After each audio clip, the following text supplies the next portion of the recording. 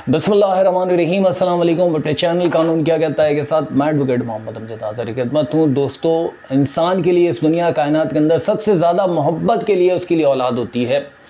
औलाद अगर खुशशक्ल हो, खुशनुमा हो, पैसे वाली हो, बड़े मर्तबे पर हो तो इसके अंदर वालिदैन भी खुश हो जाते हैं। अगर वही औलाद माजूर हो, मुफलिस हो, लाचार हो, गरीब हो तो इससे ज़्यादा दुख औलाद का वालिदैन के लिए, इससे बड़ा दुख कोई नहीं हो सकता। अब ये मोहब्बत, ये उनसियत, ये लगाव इंसान की कोई औलाद पर एहसान नहीं होती है।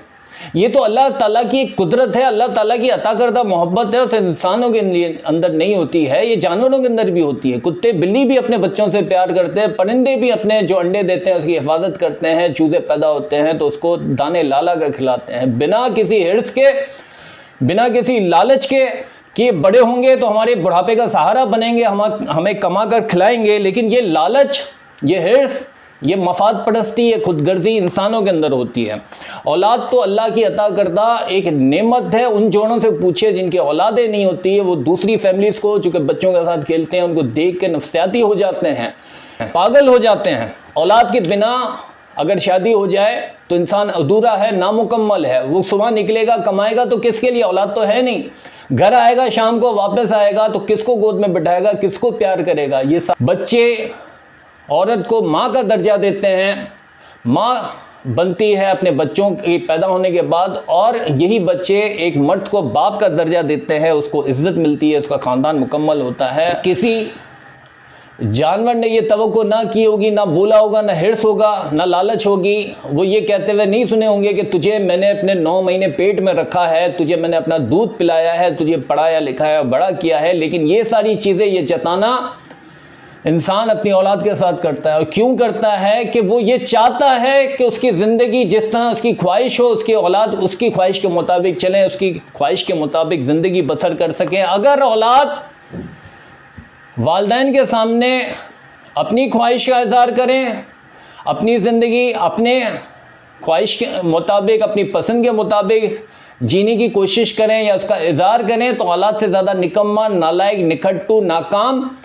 कोई दूसरा ना होगा। बद्दुआएं उसके लिए दी जाएंगी, या कि हत्ता कि अपनी अना परस्ती के सामने अपने बच्चों को कुर्बान कर देंगे, लेकिन अपने बच्चों को अपने सामने उनकी ख्वाहिशात के मुताबिक खड़ा होते हुए ना देख सकेंगे। ये उनकी लालच, उनकी हिर्स, उनकी खुदगर्जी और अपनी अहमियत को ज़्यादा देखना है।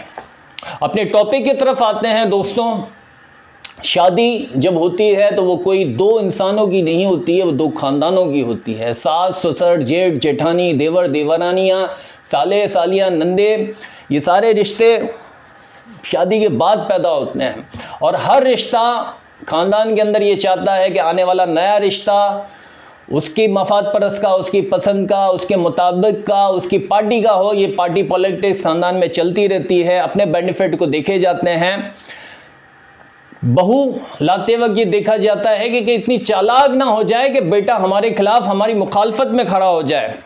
कोशिश की जाती है कि अल्लाह की गाय लेकर चले आ जाए। दोस्तों, रिश्ता बच्चों को गुजारना है, ज़िंदगी बच्चों की गुजरनी है। ये रिश्ता आपके साथ कायम नहीं हो रहा। आप बच्चों की खुशी में अपनी खुशी देखें, उनकी ख्वाहिश जो होगी वहाँ पे तरजीह दें उसको अपनी खुशी के ऊपर। अगर वालिदैन बच्चों की आना परस्ती ख्वाहिश के सामने खड़े हो जाते हैं, शादी के सामने रुकावट पैदा करते हैं, तो वीडियो बनाने का मेरा मकसद भी यही है कि बालिग बच्चे और बच्ची अगर पसंद की शादी अगर करते हैं, कोर्ट मैरिजेस करते हैं, तो ना ये शरीयत और इस्लाम के ख़िलाफ़ है और ना ही ये हमारे कानून के ख़िलाफ़ है। तो अगर आपकी ख्वाहिश, आपकी ज़िंदगी, बजाय इसके कि आप अफसोस करते रह जाए सारी ज़िंदगी के लिए कि हमारे सामने हमारे ख़ानदान की मुखालफत हम नहीं कर सकते, अगर आप हिम्मत करते हैं, अपनी पसंद की शादी करते हैं, अपने पसंद के साथ निकाह पढ़वाते हैं, कोर्ट मैरिज भी अगर करते हैं, तो ना ही ये कोई गैर कानूनी अमल होगा, ना ही ये इस्लाम के ख़िलाफ़ होगा, ना ही ये कोई शरीयत के ख़िलाफ़ आपका अमल होगा। आज की वीडियो देखने के लिए शुक्रिया। अल्लाह हाफ़िज़।